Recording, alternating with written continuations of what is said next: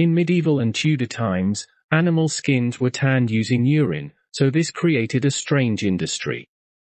To make money, poor families would all pee into a pot and take it to the tannery for sale.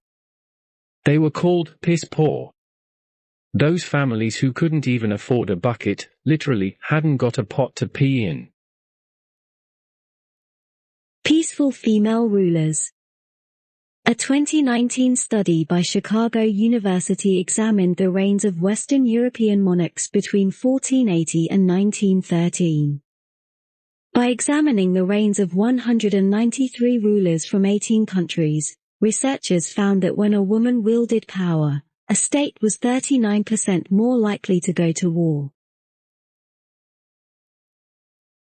Of the 193 nations that are United Nations member states, Britain has fought or invaded 171 of them. 87%. This includes military giants like the USA, twice, China, 3 times, and Russia, also 3 times. Galvarino was a famed Chilean warrior who fought in the long-running war against the Spanish conquistador invasion in the 1550s. He was captured along with 150 others and had both his hands cut off, then released as a warning to other rebels. For his bravery he was given command by his people's war council. With knives fastened onto both mutilated wrists replacing his hands, he again fought against the Spaniards. When he and his men were finally captured, the Spanish were so impressed by his sheer courage and skill that they offered him surrender. But when he spat in the commander's face, they literally fed Galvarino to their dogs.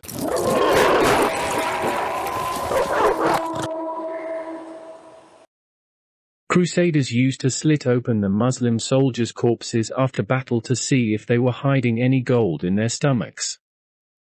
The Hospitallers, or the Order of Knights of the Hospital of St. John of Jerusalem, still exist today, and are based in Rome, with the observer status of the United Nations. They are the world's oldest charity, and its best-known activities in Britain are the St. John Ambulance Brigade. Land of the Aryans? No, not Nazi Germany, but Iran. In 1935, Persia changed to its popular name, Iran, which means land of the Aryans.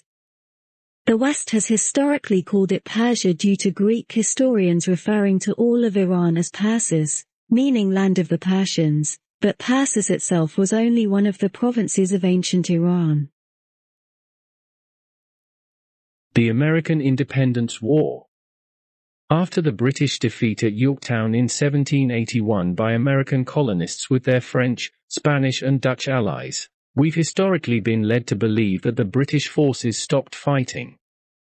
But, in reality, the British Army and Navy still went on to win a further 9 military actions in America. Modern humans, Homo sapiens, first appeared about 200,000 years ago, but the first written records didn't begin until 5,000 years ago, written by the ancient Sumerians. This would mean that 97% of human history has never been recorded. Velociraptors. Those terrifying but highly intelligent carnivorous dinosaurs in Spielberg's 1993 epic, Jurassic Park. They were lethal, fierce, and huge. Except that in reality they were only 2.5 feet tall, not 8. It's the Gigantoraptor that was huge. Different in appearance, it was 24 feet long, 2 tons in weight and may even have been partially feathered. Tattoos? Winston Churchill, the stoic British wartime leader, had a classic anchor tattoo on his left forearm. His American socialite mother, Jenny, as well as notching up over 200 lovers, including King Edward VII, had a snake tattoo wrapped around her left wrist, which could be covered up. Unlike her saucy reputation. Other unlikely famous Incas include Tsar Nicholas II of Russia had a brightly colored dragon tattoo on his right forearm. Andrew Jackson, the 7th President of the USA, sported a large tomahawk tattoo on his inner right thigh. George Orwell had blue spots on each knuckle, whilst a police officer in Burma, as they're said to protect their wearer. Vladimir Franz, the Czech composer and painter, has a full face tattoo, and 90% of his body. In 2013, he ran for president of the Czech Republic, promoting tolerance, human rights and democracy. Arabic DNA? In her 2003 TV series, 7 Ages of Britain, historian Bethany Hughes, specialist in classical history, stated, "If you were to analyze the DNA of any modern native Brit, you'd find that between 20 and 40% of their genetic material would be of Middle Eastern origin. In other words, a substantial number of our ancestors come from modern-day Syria, Israel, the Lebanon, and Iraq." Who doesn't love DM boots or trainers? Dr. Martens, Puma and Adidas were developed by a World War II German army doctor and 2 Nazi Party members respectively. Dr. Klaus Martin was a 25-year-old soldier who injured his ankle and, while recuperating, he designed improvements to the boots, with soft leather and air-padded soles made of tires. The Dassler brothers were Nazi Party members, but you'll find that the official shoe websites skip past this. Rudolf founded Puma, and Adolf, i.e. Adi, Dassler, founded Adidas footwear. Roman gladiators. Only 10 to 15% of them ever actually died in the arenas. At vast expense they were trained, fed, and housed by their masters. As they were used commonly to entertain the emperor and perhaps win political favor, their duels were more about realistic display, skill and bravery than actual death, which might be too quick and anger the vulgar baying crowds. So it is believed that these highly prized killers were ordered to wound their opponents, which could easily be healed, rather than wastefully kill such highly valued commodities. Of course, Roman emperors, being as debauched and warped as they were, bloody and inventive deaths were sometimes demanded. Cost of an RAF bomber in World War II. Based on 1943 prices to build, to arm and to supply the 7 air crew for one Lancaster bomber on just one operational bombing sortie, was £100,000. That's in 1943. In today's money, according to the Bank of England's inflation calculator, this sum is now worth £3,677,859. Multiply that by 3 to 600 bombers several times a month, for 5 years. No wonder we Brits only paid the war debt off to the Americans and Canadians in the 1990s. How many humans have ever existed? The Population Reference Bureau estimate that about 117 billion humans have ever been born. They state that as no demographic data exists for more than 99% of human existence, estimations of population size throughout human history can only be calculated from historical records, archaeological finds, and census data. This might be subjective according to classifications of what exactly early humans were. However, the world population today is 8,2,306,894. So, 14% of all humans that have ever existed are alive today. Alex Henshaw, legendary British test pilot for Vickers Armstrong during World War II, is the only man to have ever performed barrel rolls in the huge British Lancaster bomber. This had been thought to be impossible in such a massive aircraft. Albert Einstein, one of the most brilliant and influential scientists ever, couldn't speak full sentences until he was 5 years old. Today, Einstein syndrome is the term used to characterize a child who has a speech delay, but is simultaneously gifted in other areas requiring analytical thought. By 1830 the British Army was 30% Irish. King Leonidas famously led the 300 Spartans at the Battle of Thermopylae in 480 BC against the massive Persian invasion. But what we usually don't hear is that, also fighting to the death alongside that famous 300, were 900 Helots, which were Spartan slaves, and 700 Greek soldiers. So Leonidas really led 1900. The Battle of Cannae, southeast Italy, was fought in 216 BC between Rome and General Hannibal of Carthage. Yes, he of the elephants over the Alps fame. It was the bloodiest battle in history up until World War I. The Romans, outraged at having already suffered 2 bloody defeats, now sent 8 legions to finally beat Hannibal. The biggest army ever raised so far. So 86,000 Roman soldiers faced Hannibal's 50,000 on a hot, dusty plain. During the day's ferocious fighting, Hannibal slaughtered 60 to 80,000 Romans, wiping out a third of the Senate, sending Rome into meltdown.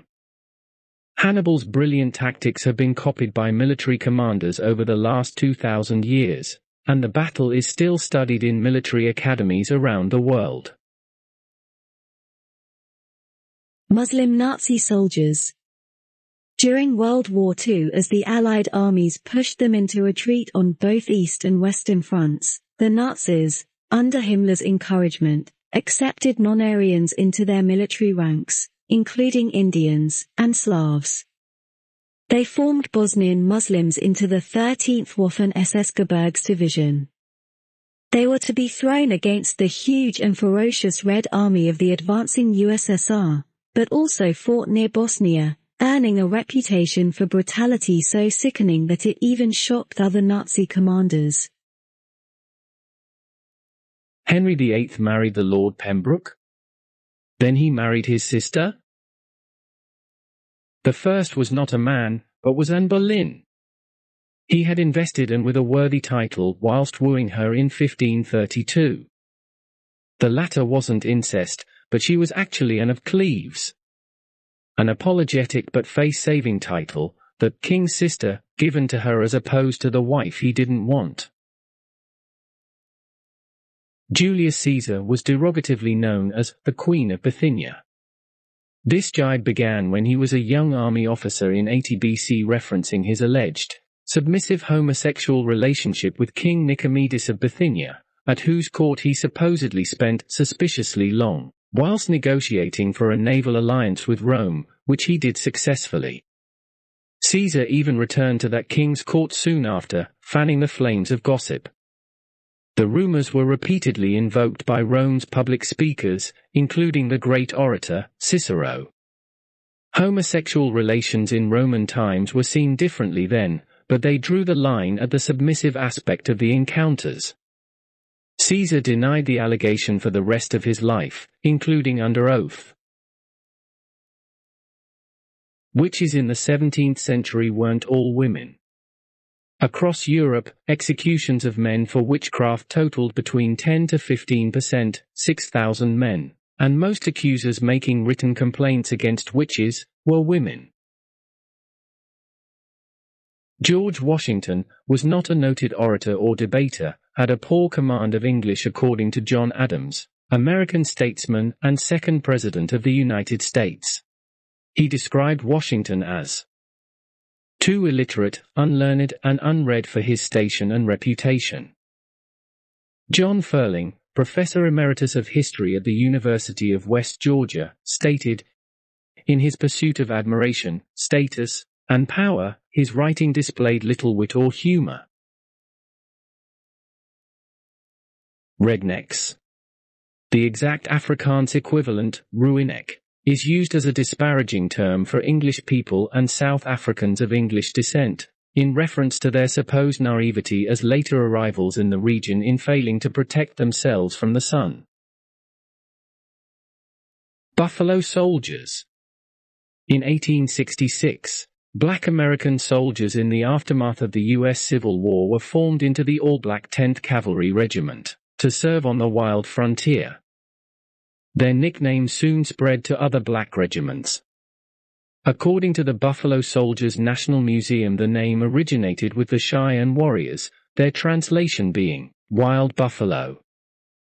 The Apache stated, "We called them Buffalo Soldiers because they had curly hair, like bison," a claim supported by other sources. The amazing volleys of English arrows fired at the Battle of Agincourt in 1415. English King Henry V's army had 1,000 men at arms, i.e. dismounted knights, and 7,000 highly skilled longbowmen. If we use a conservative example to calculate the sheer volume of arrows hitting the French that day, we might use a lower, rounder figure of 5,000 archers. The warbows were up to a staggering 180 pounds drawstrain. Each man had 2 quivers of 24 armor-piercing arrows, and having developed their arm muscles in practice since childhood, they could fire 10 arrows per minute. This totals 50,000 arrows per minute. A typical opening arrow storm, like dark clouds of steel flying at 200 miles per hour, would last about 10 minutes. So even in this lower estimate, this makes 500,000 arrows that would impale French knights. Their horses, maddened by pain, panicked and bolted wildly into their own infantry.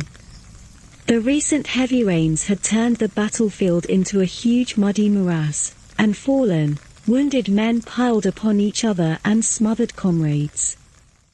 The archers could dash forwards into the stricken enemy and finish off the French knights with their bollock knives. Yes, that is a real name. The first Australian cricket team to have toured England was composed entirely of Aborigines, arriving in England in May 1868, winning 14 matches, losing 14 and drawing 19. English fast bowler of the time, George Tarrant bowled, during to their star batsman during a lunch interval and later said, "I have never bowled to a better batsman." World War I British General Douglas "Butcher" Haig. Haig was, in fact, far more lenient than many care to remember. One of Haig's responsibilities was to give the final signature to the death warrants of British and Commonwealth soldiers who had been first sentenced to death by Field General Court-Martial. Of the 3,080 men sentenced to death in all theatres during World War I, 346 total were executed, but only 250, 8.12%, of these were Haig's executions as C&C, and he actually commuted nearly all of his cases. In 19th century Britain there were 250,000 navvies, navigators, who dug the roads, railways, and canals, and as most work was manual, an experienced navvy could barrow 20 tons per day. Yes, per day. Some were even women. Big Rachel worked in Yorkshire as a foreman. She was 6 feet 4 inches tall and 17 stone in weight. Italian aircraft in the Battle of Britain, 1940. The German Luftwaffe had 2,500 aircraft against RAF Fighter Command's 700 Spitfires and Hurricanes. In October that year, after the most desperate phase of the battle was over, Italian dictator Mussolini finally decided to help his German allies in a hollow gesture. Although only 170 barely adequate planes were actually ever sent to occupied France, they were no match for the far superior British fighters. The 2 devastating atom bombs dropped on Japan by the US during August 1945 killed over 200,000 Japanese, some of whom were soldiers at a nearby army base. But, according to the National Archives in Washington, the bombings may not have even been necessary. The archives contain U.S. government documents that chart Japanese peace overtures as early as 1943. But none was pursued by the U.S. A cable sent on May 5, 1945 by the German ambassador in Tokyo and intercepted by U.S. codebreakers, dispels any doubt that the Japanese were desperate to sue for peace, including capitulation even if the terms were hard. Also, General Eisenhower opposed the dropping of the bombs. He said, Japan was already defeated. Dropping the bomb was completely unnecessary. The U.S. Pacific Fleet Commander Admiral Nimitz agreed. The Japanese had, in fact, already sued for peace. The atomic bomb played no decisive part, from a purely military point of view, in their defeat. Admiral Leahy, President Truman's chief of staff, concurred. The atomic attacks were of no material assistance in our war against Japan. The Japanese were already ready to surrender.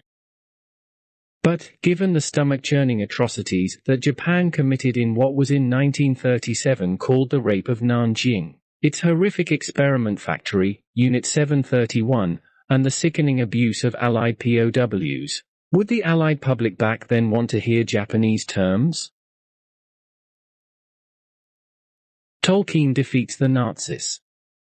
In 1938, Tolkien was in negotiations with Berlin publishers about creating a German-language edition of The Hobbit. That is, until they asked for proof of Tolkien's Aryan descent.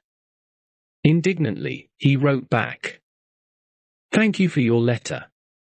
I regret that I am not clear as to what you intend by Irish.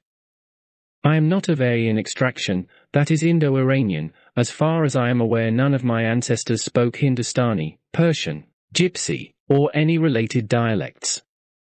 But if I am to understand that you are inquiring whether I am of Jewish origin, I can only reply that I regret that I appear to have no ancestors of that gifted people."